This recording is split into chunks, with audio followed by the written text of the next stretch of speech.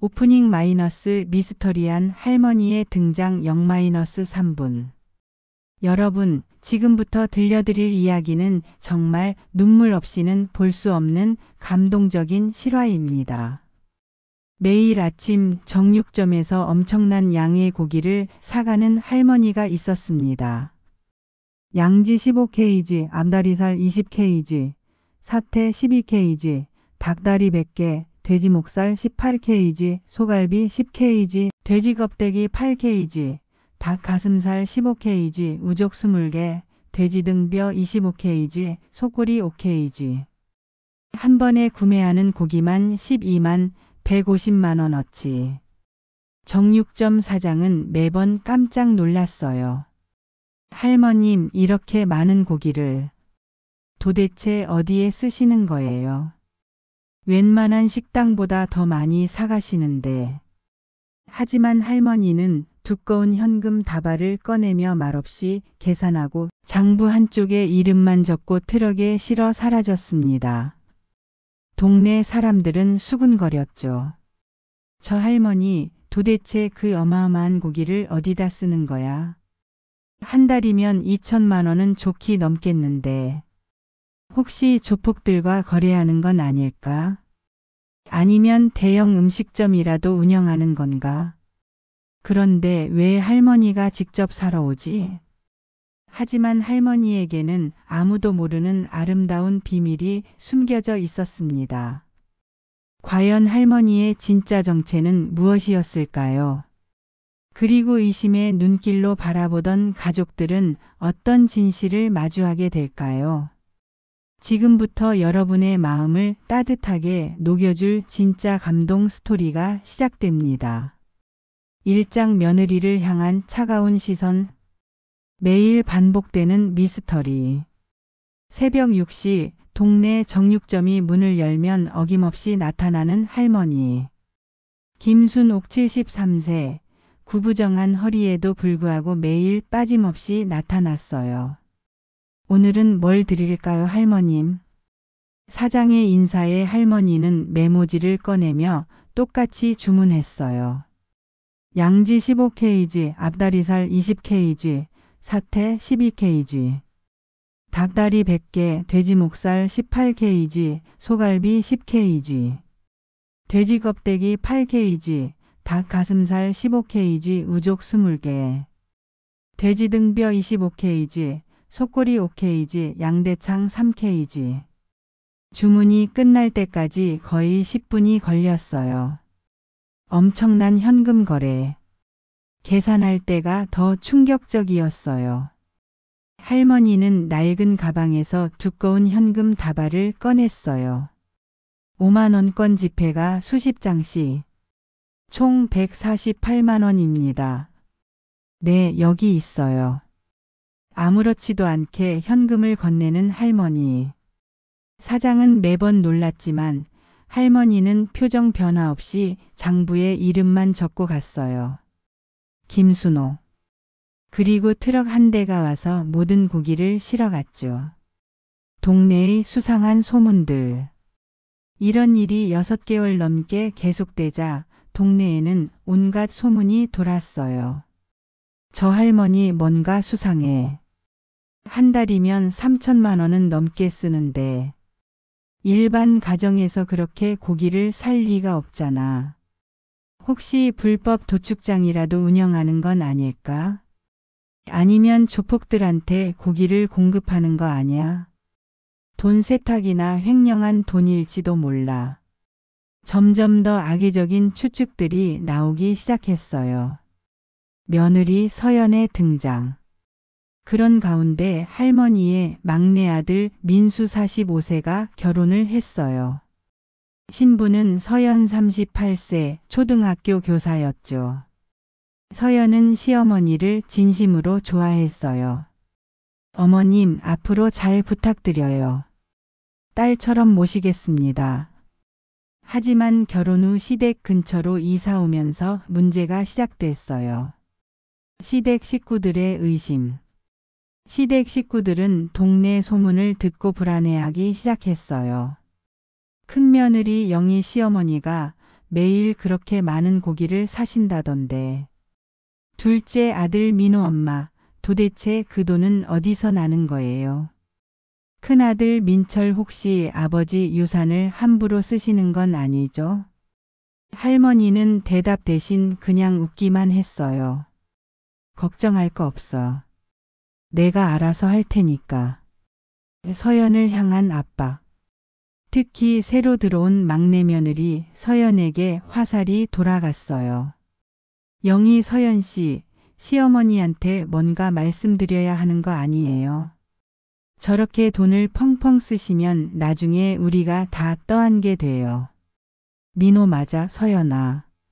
내가 어머니랑 가장 가깝게 지내니까. 한번 대화해봐. 뭔 일인지. 서연은 난처했어요. 시어머니를 의심하고 싶지 않았지만 가족들의 압박도 무시할 수 없었거든요. 남편마저 등을 돌리다. 설상가상으로 남편 민수까지 의심하기 시작했어요. 서연아, 솔직히 나도 이상해. 어머니가 갑자기 그렇게 많은 돈을 어디서 구하셨을까? 혹시 빚이라도 지으신 건 아닐까? 아니면 정말 뭔가 불법적인 일에. 서연은 남편의 말에 상처받았어요. 당신 어머님인데 어떻게 그렇게 생각할 수 있어요? 분명 이유가 있으실 거예요. 하지만 민수는 고개를 저었어요. 이유가 뭐든 이상한 건 사실이잖아.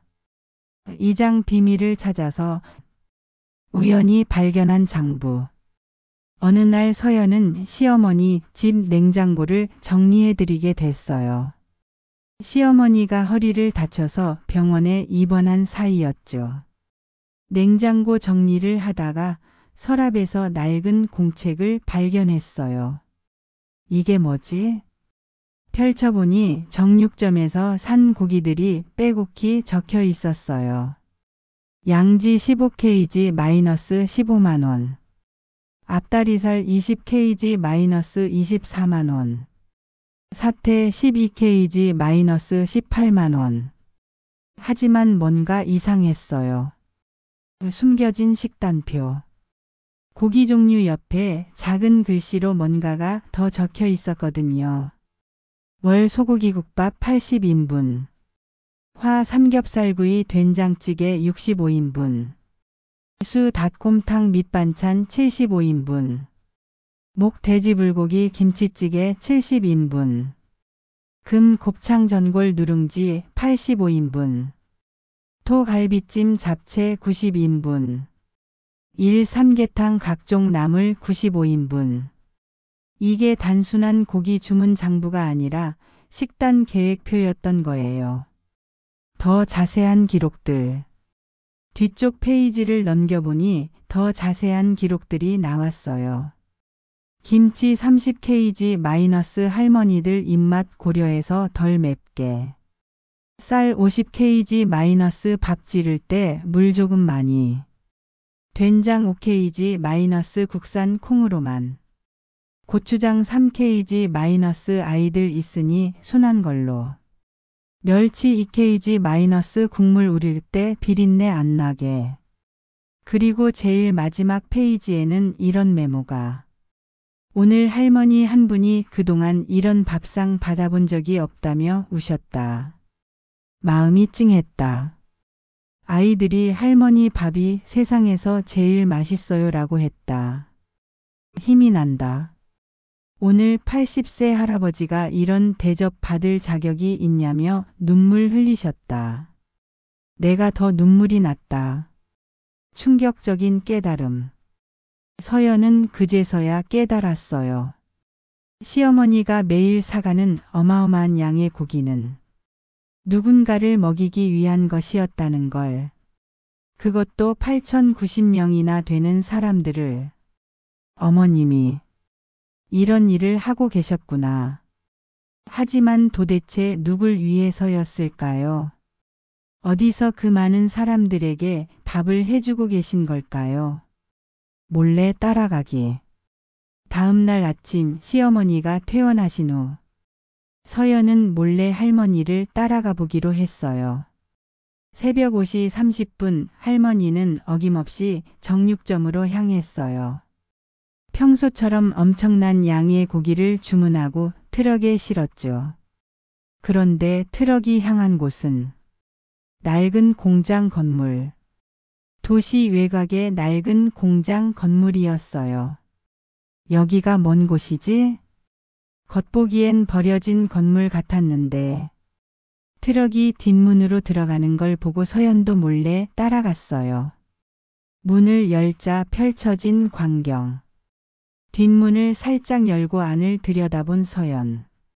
그 순간 입이 떡 벌어졌어요. 넓은 홀 안에 60여 개의 테이블이 가지런히 놓여 있었고 할머니들, 할아버지들, 어린아이들, 젊은 엄마들. 온갖 연령층의 사람들이 따뜻한 밥상 앞에 앉아 있었어요. 그리고 그 한가운데서 시어머니가 커다란 국자를 들고 직접 국을 퍼주고 있었던 거예요. 삼장 감동의 무료급식소. 할머니의 진짜 모습. 할머니, 오늘 국이 더 맛있어요. 7살 정도 되어 보이는 아이가 환하게 웃으며 말했어요. 그래? 우리 민지가 많이 먹어야 해. 쑥쑥 커야지. 시어머니는 아이의 그릇에 고기를 더 올려주며 다정하게 대답했어요. 서연이 아는 시어머니의 모습과는 완전히 달랐어요. 집에서는 과묵하고 무뚝뚝하셨는데 여기서는 따뜻하고 자상한 할머니의 모습이었거든요. 정성스러운 한 끼. 테이블을 둘러보니 정말 푸짐했어요. 뜨끈한 소고기국밥에 갖가지 밑반찬들. 김치, 콩나물 무침, 시금치나물 무생채, 배추겉절이. 어지간한 한식당 못지않게 차려져 있었어요. 이 많은 음식을 다 어머님 혼자 준비하신 건가? 다양한 사연들. 사람들의 사연도 다양했어요.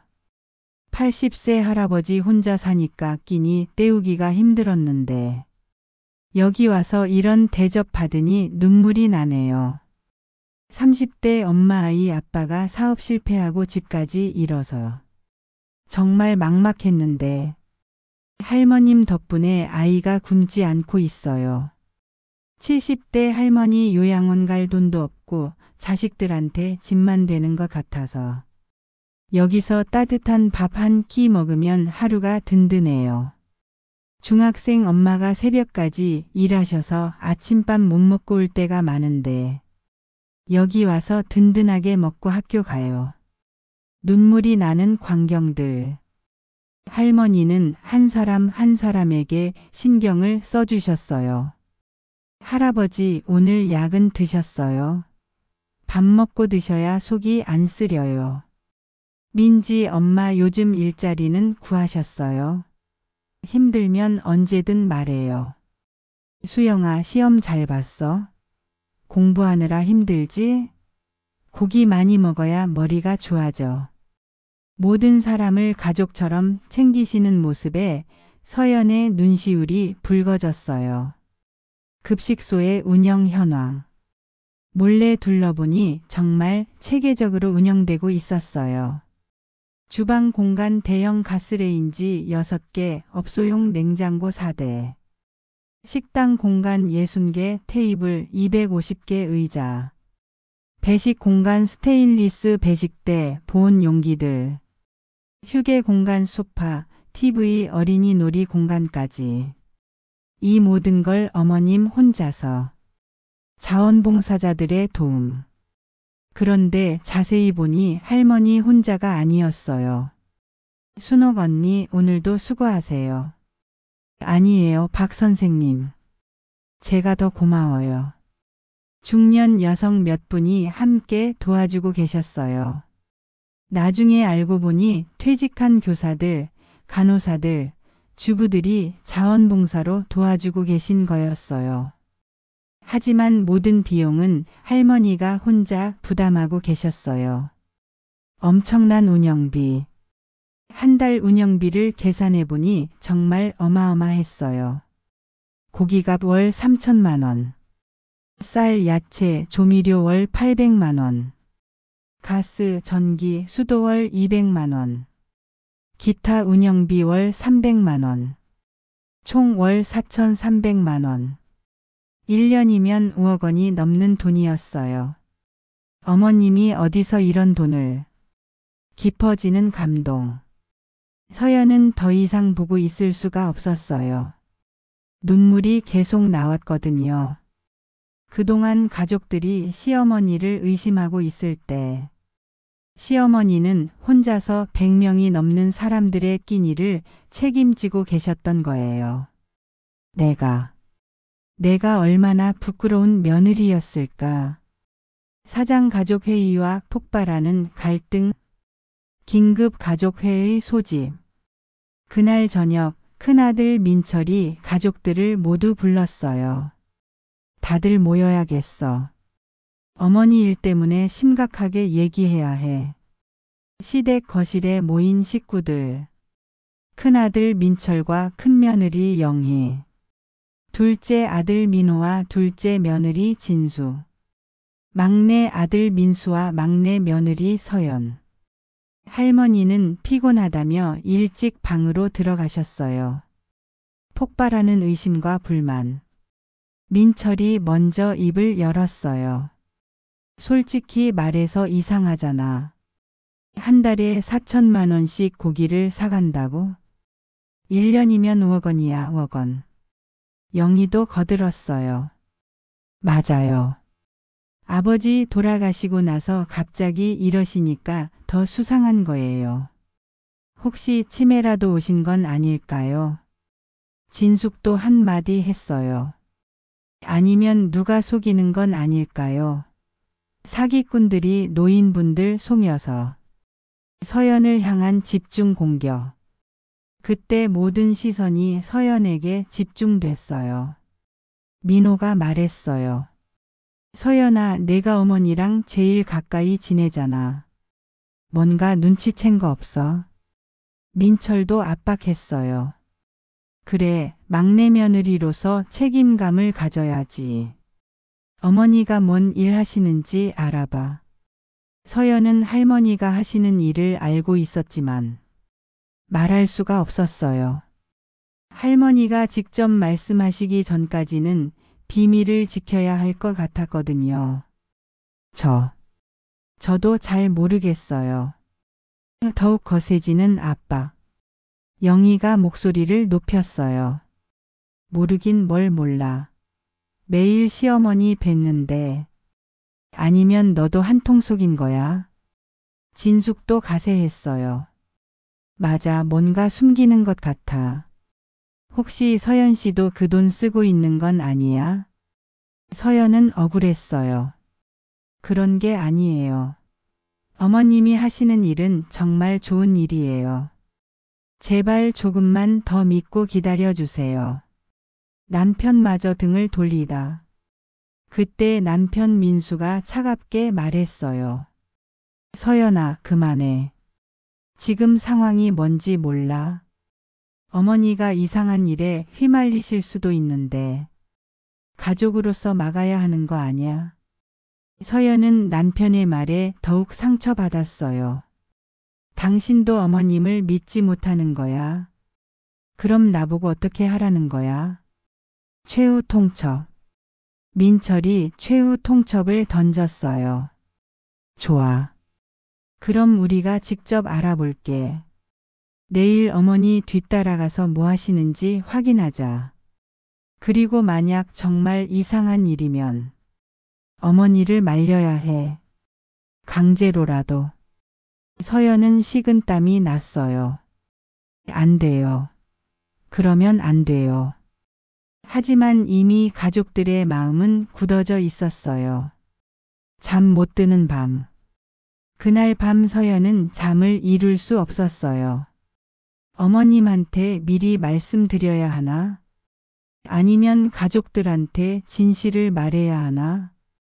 하지만 어머님이 원하지 않으실 수도 있고 고민에 고민을 거듭했지만 답이 나오지 않았어요. 오장 진실이 드러나는 순간 가족들의 미행. 다음 날 새벽 가족들은 할머니를 몰래 따라가기로 했어요. 민철, 민호, 민수 세 형제와 며느리들까지. 총 6명이 2대 차에 나누어 타고 할머니를 미행했어요. 평소처럼 정육점에서 엄청난 양의 고기를 산 할머니. 트럭을 따라 도시 외곽으로 향했어요. 낡은 공장 건물 도착. 여기가 어디야? 공장 건물 같은데? 혹시 정말 불법적인 일을 하시는 건가? 가족들은 더욱 의심스러워했어요. 트럭이 뒷문으로 들어가는 걸 보고 가족들도 조심스럽게 따라갔어요. 문을 열자 펼쳐진 충격적 광경. 뒷문을 살짝 열고 안을 본 순간 6명 모두 입이 떡 벌어졌어요. 어머나. 이게 뭐야? 저 많은 사람들이. 넓은 홀 안에는 100명이 넘는 사람들이 앉아서 따뜻한 밥을 먹고 있었어요. 그리고 그 한가운데서 할머니가 직접 배식을 하고 계셨던 거예요. 할머니의 따뜻한 모습. 할머니, 오늘 고기가 더 많이 들어갔네요. 그럼 우리 철민이 많이 먹어야지. 키 크려면. 할머니, 저 어제 시험 100점 맞았어요. 어머, 우리 똑똑한 수진이. 할머니가 얼마나 자랑스러운지 몰라. 할머니는 한 사람 한 사람의 이름을 다 기억하고 계셨어요. 그들의 사연도 상황도 모두. 진심 어린 돌봄. 김 할아버지, 오늘 혈압약 드셨어요? 민지 엄마, 새 일자리는 잘 되어가요? 수영아, 학원비 걱정 말고 공부만 열심히 해. 박할머니, 무릎 아픈 곳에 파스 붙이셨어요. 할머니는 진짜 가족을 돌보듯 모든 사람을 챙기고 계셨어요. 가족들의 충격. 민철이 떨리는 목소리로 말했어요. 어머니가 이런 일을 하고 계셨구나. 영희는 눈물을 훔쳤어요. 내가 뭘 한 거야. 민호도 말을 잇지 못했어요. 하루에 100명이 넘는 사람들을. 진숙은 아예 주저앉을 뻔했어요. 우리가 얼마나 못된 자식들이었을까. 급식소 내부 탐방. 가족들은 조심스럽게 안으로 들어갔어요. 주방 할머니가 새벽 3시부터 혼자서 100인분 음식을 준비하시는 곳. 식당 노인부터 어린이까지 다양한 연령층이 함께 식사하는 공간. 상담실 어려운 사람들의 고민을 들어주시는 공간. 놀이방 아이들이 밥 먹고 놀 수 있는 공간. 모든 게 할머니의 정성으로 만들어진 곳이었어요. 사람들의 진심 어린 인사. 그때 사람들이 가족들을 알아보기 시작했어요. 할머니 아들분들이시네요. 아이고, 며느님들도 오셨구나. 할머니가 얼마나 자랑하시는데요. 우리 아들들, 며느리들이 얼마나 착한지 몰라라고 맨날 말씀하세요. 가족들은 더욱 부끄러워졌어요. 할머니는 가족들을 자랑하고 계셨는데 정작 가족들은 할머니를 의심하고 있었으니까요. 운영 현황 파악. 자원봉사자 중 한 분이 설명해 주셨어요. 할머니가 이 급식소를 시작하신 지 2년 됐어요. 매일 아침 새벽 3시에 나오셔서 100인분 음식을 혼자 준비하세요. 모든 비용을 할머니가 개인적으로 부담하고 계시고요. 한 달에 드는 비용만 4천만 원이 넘어요. 그런데 한 번도 불평하신 적이 없어요. 육장 할머니의 숨겨진 재산 공개. 가족 대회. 그날 저녁 온 가족이 할머니 방으로 찾아갔어요. 모든 걸 알게 된 상황에서 더 이상 숨길 수도 없었거든요. 어머니, 저희가 따라가 봤어요. 민철이 조심스럽게 말문을 열었어요. 할머니는 별로 놀라지 않으셨어요. 그래, 언젠가는 알게 될 줄 알았어. 가족들의 질문 공세. 민호 어머니, 도대체 그 많은 돈은 어디서 나는 거예요? 영희 한 달에 4천만 원씩. 1년이면 5억 원인데요. 진숙 혹시 아버지 유산을 다 쓰시는 건 아니죠?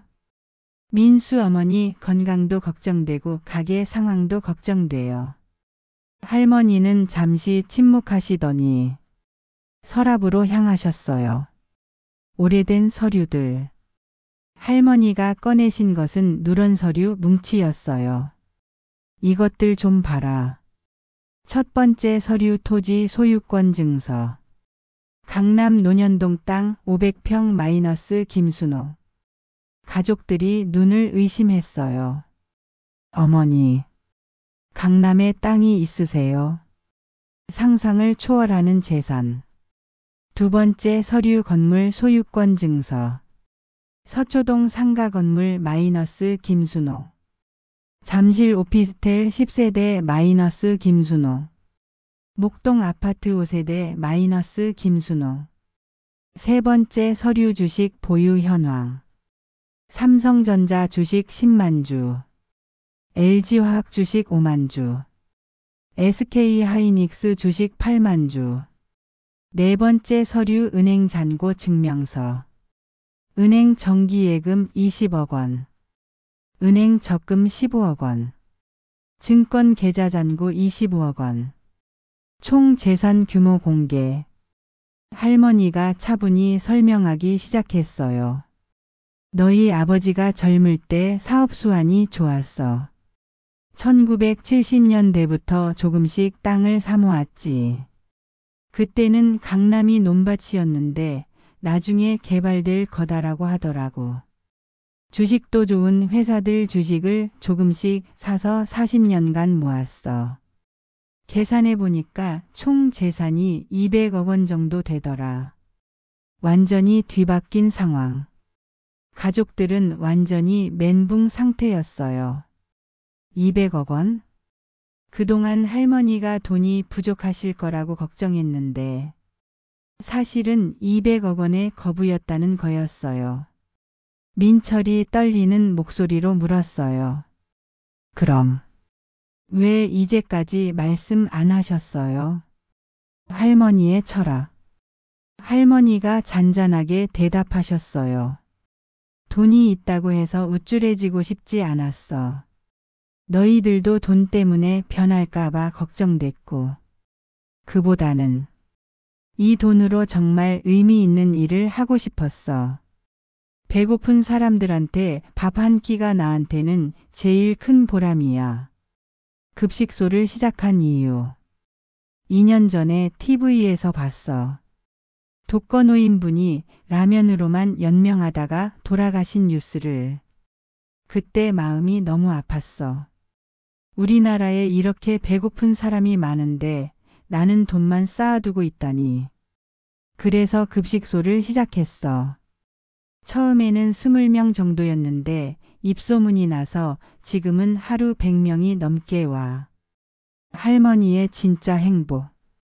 돈이 많아도 혼자 맛있는 거 먹으면 뭐해? 아이들이 할머니 밥이 제일 맛있어요라고 할 때가 제일 행복해. 할아버지들이 오늘도 잘 먹었습니다 하고 고마워할 때가 제일 뿌듯해. 이게 진짜 돈 쓸 맛나는 일이야. 가족들은 할머니 말씀을 들으며 눈물이 났어요. 7장 가족의 사과와 화해. 진심 어린 사과. 민철이 제일 먼저 무릎을 꿇었어요. 어머니, 죄송합니다. 제가 정말 못된 아들이었어요. 어머니가 이렇게 좋은 일 하고 계시는데 의심하고 비난하고 정말 죄송해요. 영희도 눈물을 흘리며 사과했어요. 어머님, 저도 정말 잘못했어요. 며느리로서 어머님을 믿고 지지해 드렸어야 하는데 오히려 의심만 했네요. 용서해 주세요. 모든 가족의 참회. 민호 어머니, 저도 잘못했어요. 효자는커녕 불효만 했네요. 진숙 어머님 덕분에 100명이 넘는 분들이 따뜻한 밥을 먹고 계시는데 저는 뭘 한 거죠? 민수 어머니. 막내 아들로서 제일 가까이서 도와드렸어야 하는데 오히려 서연이만 힘들게 했네요. 서연 어머님. 저는 알고도 가족들한테 말씀 못 드린 게 죄송해요. 더 용기 있게 어머님 편을 들었어야 했는데요. 할머니의 따뜻한 용서. 할머니는 눈물을 닦으며 가족들을 일으켜 세우셨어요. 됐어, 일어나. 이제 다 알았으니까 됐어. 나도 미안해. 너희들한테 말 안 하고 혼자 한 것도 잘못이야.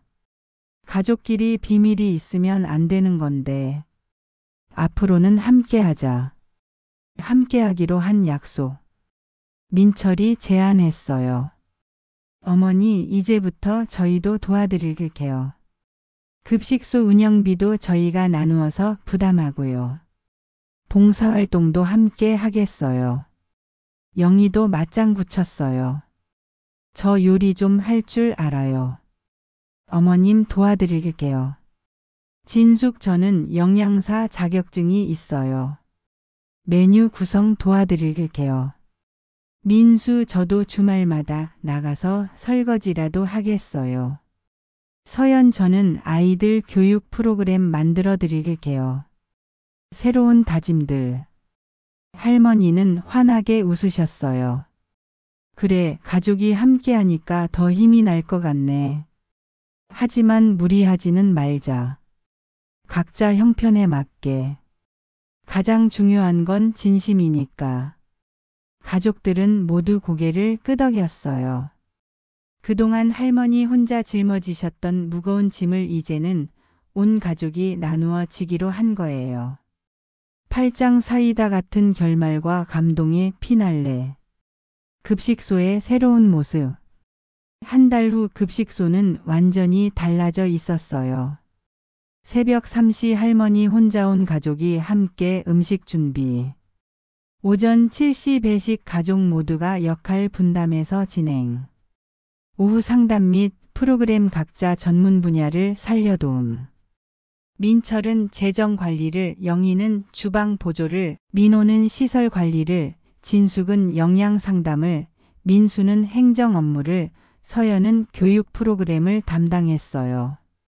더 많은 사람들의 참여. 소문이 나면서 더 많은 사람들이 참여하기 시작했어요. 동네 의사 무료 건강검진 해드릴게요. 미용사 어르신들 머리 손질 해드릴게요. 대학생들 아이들 숙제 봐드릴게요. 퇴직한 교사들 한글 교실 열어드릴게요. 급식소가 단순히 밥만 먹는 곳이 아니라 종합복지센터가 된 거예요. 언론의 주목. 이 소식이 언론에 알려지면서 전국적인 화제가 됐어요. 73세 할머니 200억 재산으로 무료급식소 운영. 가족의 오해와 화해, 그리고 진정한 나눔의 의미. 하루 100명 먹이는 할머니의 사랑. 인터뷰 요청이 쇄도했지만 할머니는 정중히 거절하셨어요. 튀는 건 싫어. 그냥 조용히 할 일만 하자. 각종 상 수상. 하지만 세상은 할머니의 선행을 알아봤어요. 대통령 자원봉사상, 국무총리 표창, 보건복지부 장관상, 지역사회 공헌대상. 시상식마다 온 가족이 함께 참석했어요. 할머니는 가족들이 함께해서 가능했던 일이라고 말씀하셨어요. 정육점 사장의 변화. 정육점 사장도 할머니의 진실을 알게 된 후 변했어요. 할머님, 앞으로 고기간 할인해 드릴게요. 아니야, 정당한 값 주고 살 거야. 그게 맞는 거지. 대신 질 좋은 고기로만 주세요. 100명이 먹는 거니까. 사장은 그날부터 더욱 정성스럽게 고기를 준비해 드렸어요. 새로운 세대의 참여. 손자, 손녀들도 방학 때마다 급식소에 와서 도왔어요. 할머니, 저도 배식 해볼래요. 우리 할머니가 세상에서 제일 멋져요. 아이들은 할머니를 진심으로 자랑스러워했어요. 급식소에 오는 다른 아이들과도 친구가 됐고요.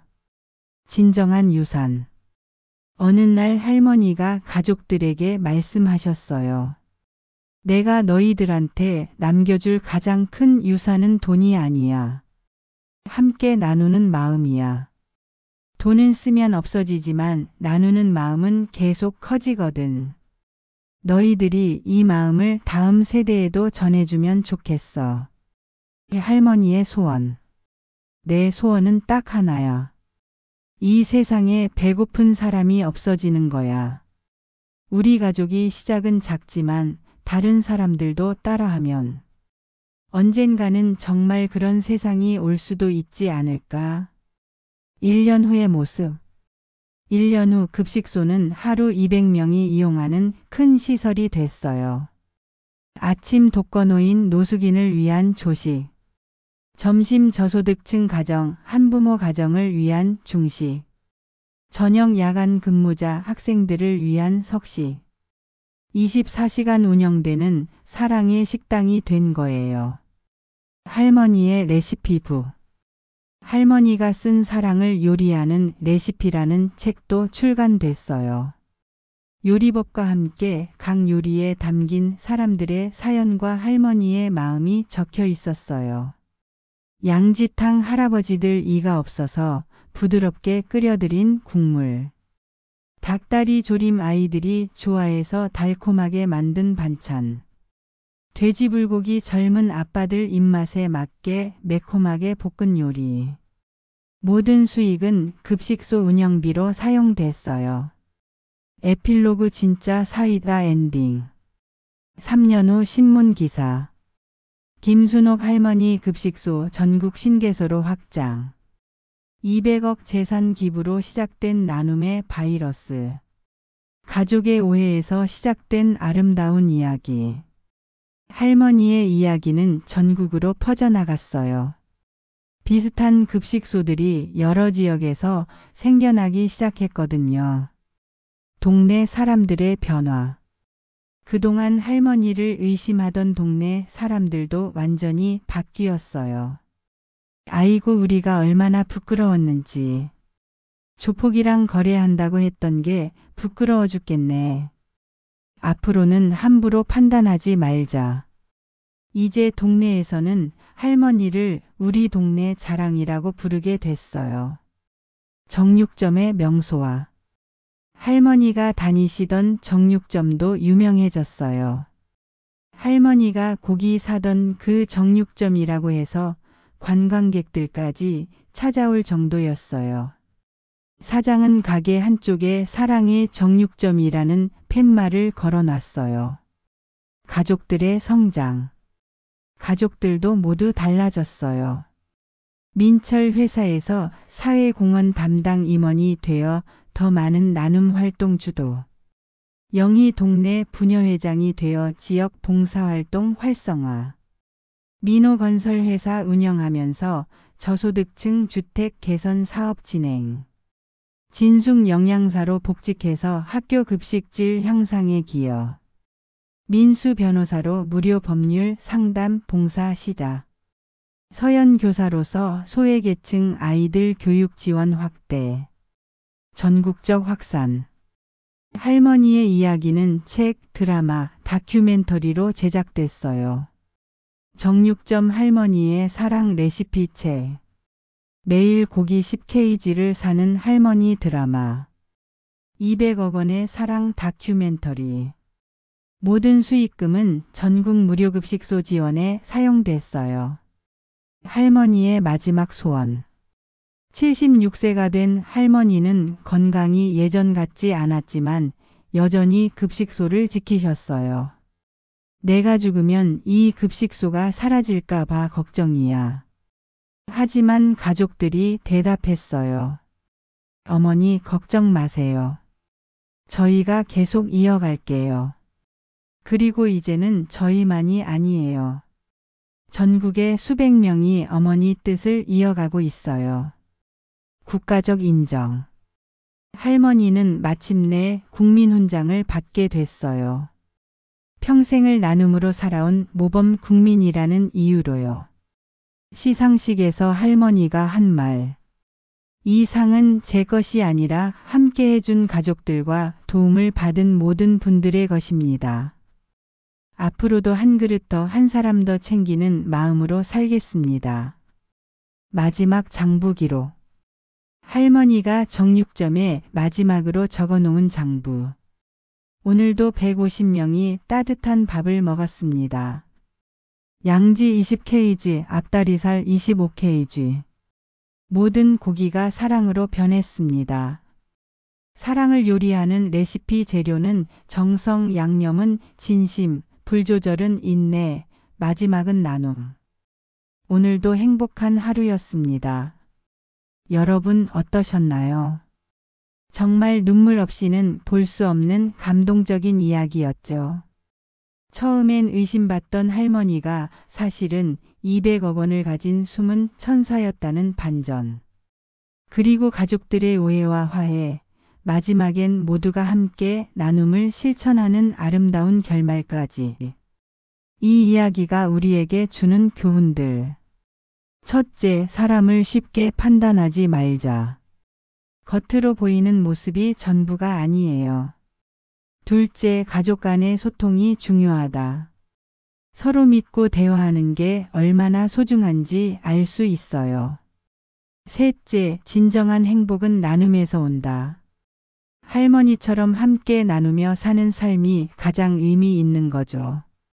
넷째, 작은 실천이 큰 변화를 만든다. 한 할머니의 작은 시작이 전국을 바꾼 것처럼요. 혹시 여러분 주변에도 오해받고 있는 분이 계시다면 한 번 더 관심 가져보세요. 그리고 여러분도 할 수 있는 작은 나눔부터 시작해 보세요. 배고픈 사람 한 명을 배불리 먹이는 것, 그것이 세상을 바꾸는 첫 걸음입니다. 이런 따뜻한 이야기가 도움이 되셨다면 좋아요와 구독 부탁드려요. 댓글로 여러분의 나눔 이야기도 들려주세요. 다음에도 더 감동적인 실화로 찾아뵙겠습니다. 감사합니다.